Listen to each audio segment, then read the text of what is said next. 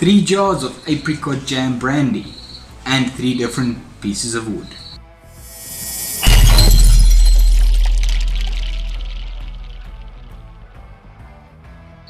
Hello and welcome back to another Beaver Brew Day. Today we finished the run of the Apricot Jam brandy that I've been teasing over on the Instagram and the TikTok.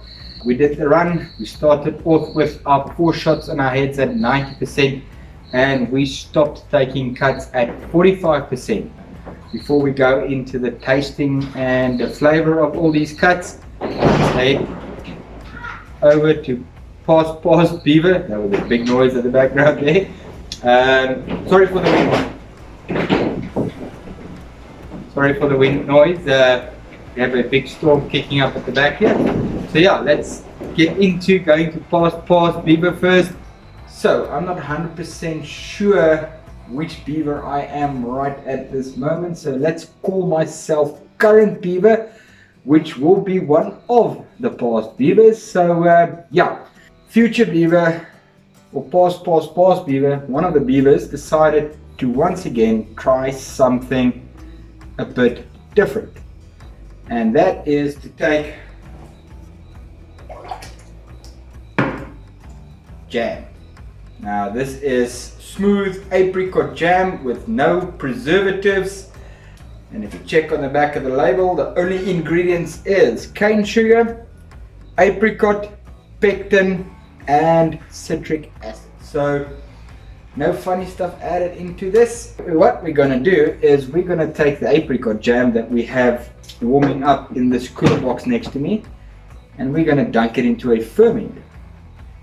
We have 7 jars in total in there, each jar weighing about 900 grams, or the jar says 900 grams, and every 100 grams contains 51 grams of sugar. If you're confused like I am currently, don't worry, I did the calculations beforehand. That is roughly 450 grams of sugar per one of these 900 gram tins. So for us to get to roughly 10% ABV using the bootlegger's brandy yeast, we need to use 7 jars, or roughly 3 kilograms of sugar. The water is still quite hot. 3 kilograms of sugar. Why did I place the little jarry boys into a hot water bath? If you ever had to scrape out the last little bit of jam out of the bottom of the jar, you know it is a pain. So what I did is 1 hour before we started filming, I filled this bucket up with, cooler box up with some nice hot water, and I left these little jars in there so that the jelly or jam can become all melted. So yeah, what I'm going to do now is quickly take all the lids off, dunk them into my fermenter, then I'm going to add water and get it all mixed up.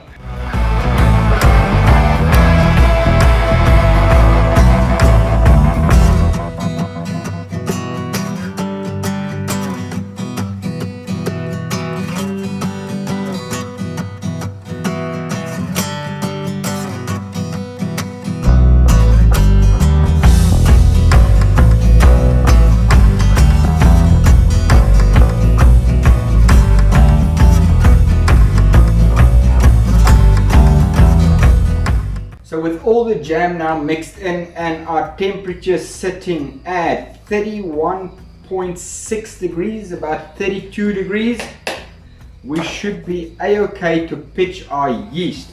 Now let's quickly take a gravity reading, and remember that 10 degrees difference will make a big difference on the hydrometer reading, so it will read slightly lower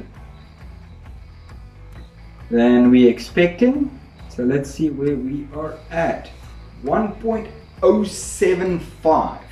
Now 1.075 is approximately 12% ABV.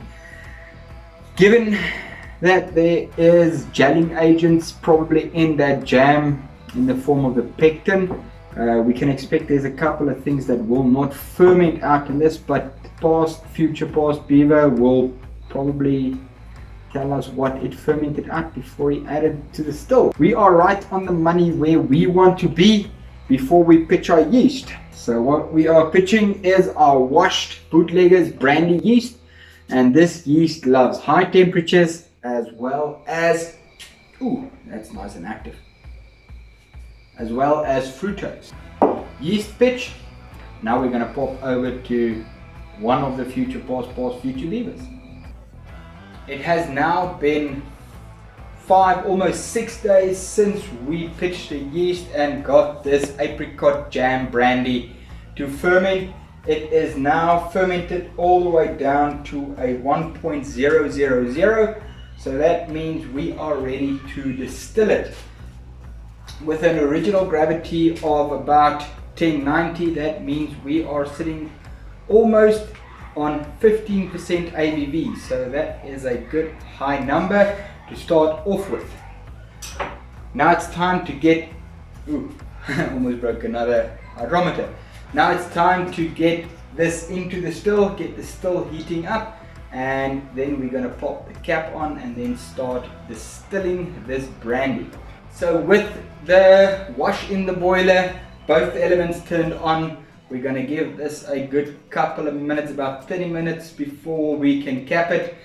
Okay, so about 20 minutes in, we capped the still, and another 15 minutes later we started getting the first droplets of distillate coming off. We turned the power way down to only 1, and then we let it rest there for a good 20 minutes, allowing the column to become nice and balanced, as well as preventing any boil over or something like that happening. As for the column, we packed the column with the ration rings and marbles again. So we have now upped the power to about 4. We're going to give it a couple of minutes just to get into delivering, and then we will adjust the power up until we have the takeoff speed that we want for our brandy.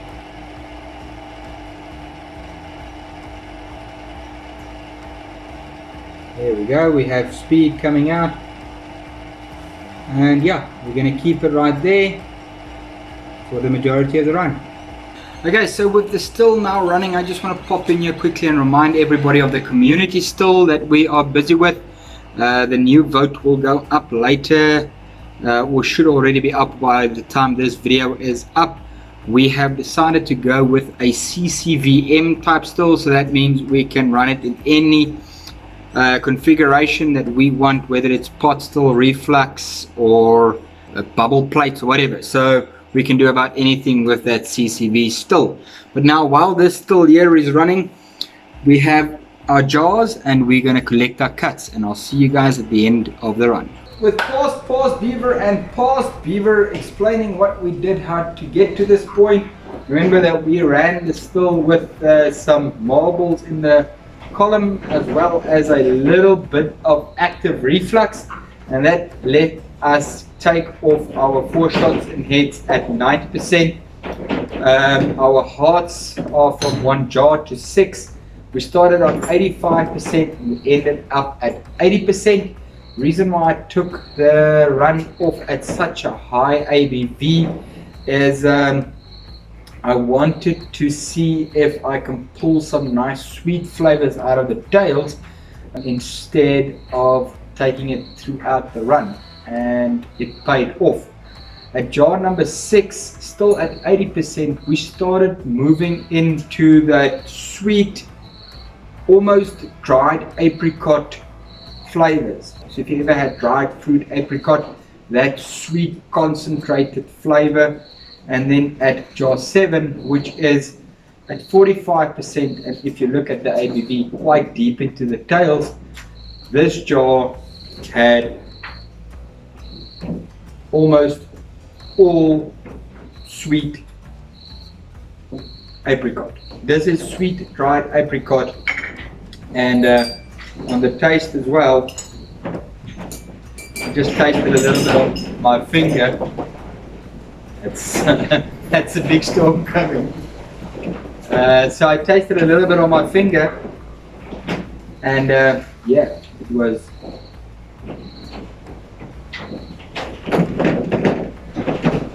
super sweet, very strong apricot flavor.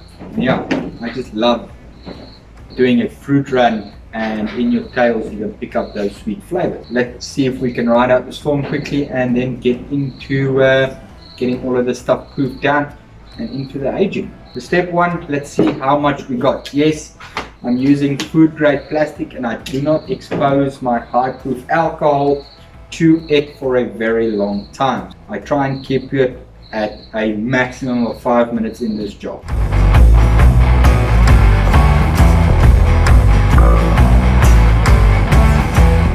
So according to my jug here, we have 1.8 liters at, let's see the ABV quickly. So we are sitting exactly at 84%, which is quite high, so I'm happy with that. Let's quickly punch it into our calculator. Once again, the calculator I'll be using and the picture that we have here will be linked down in the description. It's not a sponsor, I just love the app.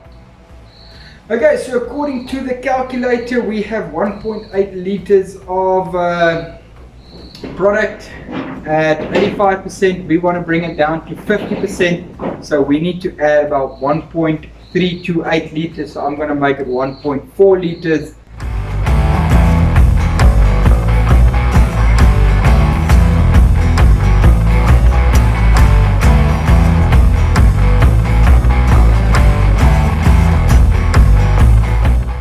We're sitting right on the dot of 50%, so I'm happy with that. Sitting at 50% means we're going to pull out the sweet flavors out of the wood. And now over to a quick taste. So you get that nice sweet apricot, a little bit of citrus, so very fruity on the tongue. It has that fruit roll-up kind of sweetness to it, like a dried fruit sweetness. Yeah, I'm very happy with the starting product, and now let's get into the aging. For the aging, what we are doing is I'm going to try, because we have just about 3 liters of product in here, I'm going to divide it into 3 jars and age each of them on different wood. Well, number 1 for me and number 2 for the channel, so we can, in a couple of months when we head back and retaste these things, give feedback on the different flavors that the different woods extract. Our flavoring agents for our product is as follows. We are going with a trio of oak once again, so this is the American white oak. We have 2 toasted staves, we have 1 raw stave, we have our medium toast Karee Prohibition. Definitely going to be ordering more of these because I'm almost out of this, and this adds a beautiful sweet flavor to your whiskies or your brandies. I fell in love with this wood and I will definitely be using more of it. If you want to get some of the wood, I know there's been a couple of questions on the channel. It is Prohibition Brewers, but I'll put a link to their website down below where you can pick up some of their medium toasted Karee wood. Finally, we are going for a nice light toast cherry wood. So what we have over here is a nice light toast cherry wood. We are going to be burning some of these off, don't worry, to get that charcoal element. Let's quickly measure out our spirits. Get our table clean so there's no high proof alcohol standing around while we're doing the burning. We have 3 jars of exactly the same starting product. I'm going to put the lids on loosely because this is at 50%, so it will still catch fire if I accidentally lick it with one of these flames. But let's start with the cherry wood. We have some light toasted cherry wood. We're going to take about, let's say about half a handful, and we are going to toast it. Okay, with some slightly toasted and charred pieces of cherry wood, time to get them into the jar. About a handful of the toasted cherry, and then our charred cherry wood, about a quarter of a handful. So that's the cherry wood all ready and going. We are going with the oak. So I'm just going to take the oak stave that is untoasted and I'm going to give it a nice char.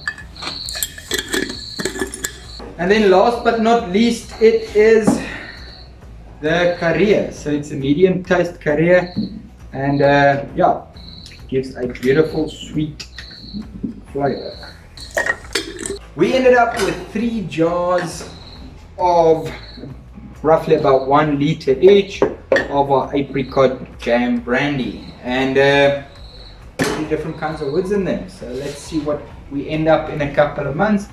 As always, thank you very much for sticking around to the end, and remember, like, comment, subscribe, and have a lucky day.